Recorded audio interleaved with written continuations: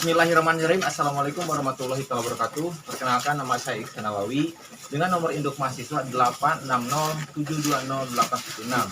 Pada kesempatan kali ini saya akan membahas mengenai ciri-ciri makhluk hidup untuk memenuhi salah satu tugas mata kuliah praktikum IPA di SD.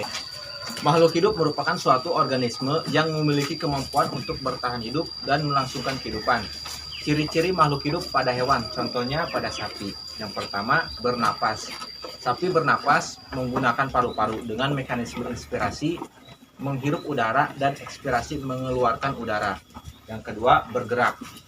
Sapi memiliki 4 kaki yang berfungsi untuk berjalan. Contoh lainnya, sapi mengibaskan ekor, sapi mengunyah makanan, dan lain sebagainya. Yang ketiga, sapi membutuhkan makan dan nutrisi. Tujuannya untuk menyerap nutrisi pada makanan yang dibutuhkan oleh tubuh hewan. Yang keempat, tumbuh dan berkembang.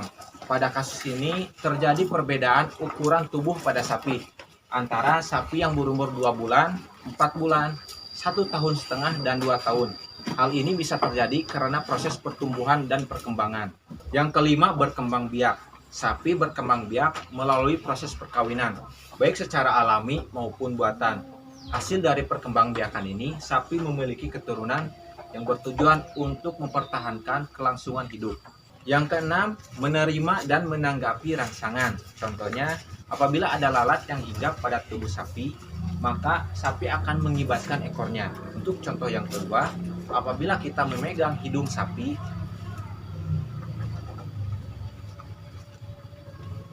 maka sapi akan menanggapinya dengan cara menghindar.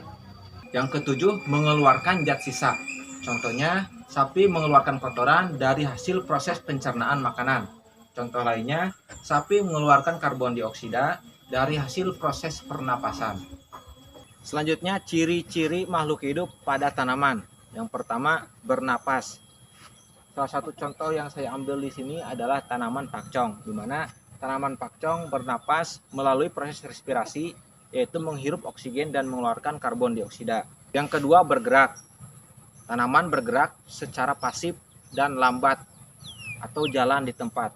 Biasanya dipengaruhi oleh rangsangan eksternal seperti air, cahaya, gravitasi, dan lain sebagainya. Memerlukan makan dan minum. Tumbuhan memperoleh makanan dan minum yang berasal dari dalam tanah, di mana terjadinya proses penyerapan unsur hara yang dibantu oleh akar. Yang keempat, pertumbuhan dan perkembangan. Yang bisa kita lihat di sini adalah tunas kecil yang tumbuh menjadi tanaman dewasa. Hal ini terjadi karena proses pertumbuhan dan perkembangan. Yang kelima, berkembang biak. Pada tumbuhan, perkembangbiakan terbagi menjadi 2, yaitu secara generatif, proses perkawinan secara langsung, dan vegetatif tanpa adanya perkawinan. Yang keenam, menerima dan menanggapi rangsangan. Salah satu contohnya, akar pada tanaman yang mendekati sumber air dan batang yang mendekati dengan sumber cahaya. Yang ketujuh, mengeluarkan zat sisa. Zat sisa berasal dari proses metabolisme pada tanaman. Salah satu contohnya, daun kuning yang mengering, mengeluarkan getah, serta karbon dioksida dari hasil proses respirasi pada tanaman.